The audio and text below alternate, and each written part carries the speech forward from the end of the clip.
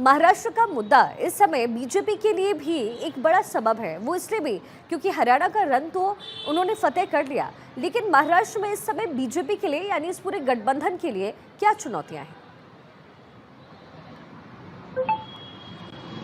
देखिए, जाहिर तौर पे पहले तो सीट शेयरिंग एक चुनौती का सबब है। दूसरा ये बात है कि क्योंकि ये नहीं माना जा रहा है कि किस तरीके से क्योंकि ये नई बात मानी जा रही है कि कैसे कौन सीएम चेहरा होगा ये। और दूसरी बात है चुनौती इस बात की, मैं आपको कुछ की पॉइंटर्स बताना चाहती हूँ यहाँ पर कि किन की पॉइंटर्स को लेकर भारतीय जनता पार्टी अब अपने उस पर उतरना चाहती है। मैं सबसे पहले बताऊं कि जिस मराठा वोटर्स को लेकर या ओबीसी वोटर्स को लेकर टारगेट भारतीय जनता पार्टी करना चाहती है, उसके लिए क्या प्लान तैयार किया है। शिखा, सबसे पहले तो आप देखिए कि यहाँ पर ये कहा जाएगा कि जिससे मैं खास तौर पे बता रही हूँ, औरंगजेब फैन क्लब का जिक्र किया जाएगा, उन तमाम बयानों का जिक्र किया जाएगा उद्धव ठाकरे।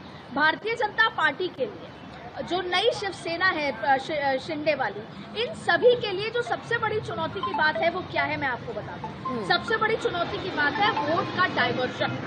अगर सिंपैथी के नाम पर उद्धव ठाकरे मराठा वोट या ओबीसी वोट ले जाते हैं, खास तौर पे मराठा वोट, देखिए विचारधारा के तौर पर उद्धव ठाकरे और भारतीय जनता पार्टी एक ही पेज पर थे और उसके लिहाज से अगर वोट डाइवर्ट होते हैं, उस वोट को डाइवर्ट ना होने देने के चलते आप मैं कुछ मुद्दे बता रही हूँ।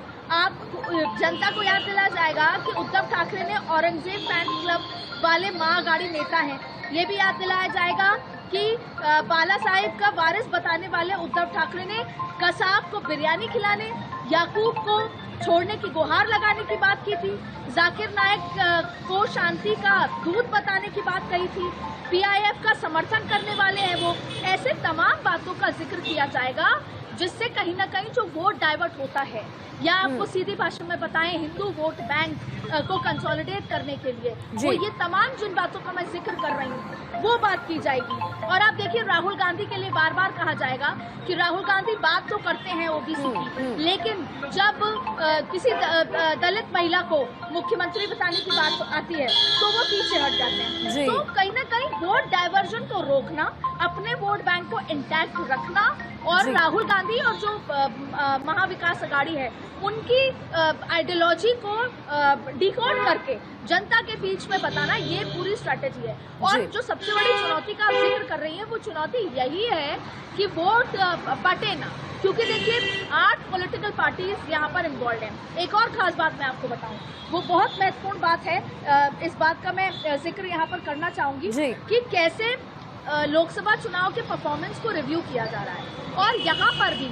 ना सिर्फ अभी जो अलायंस है जैसे कि शिंदे वाली एनसीपी या फिर अगर अजीत पवार वाली एनसीपी, माफ कीजिएगा शिंदे वाली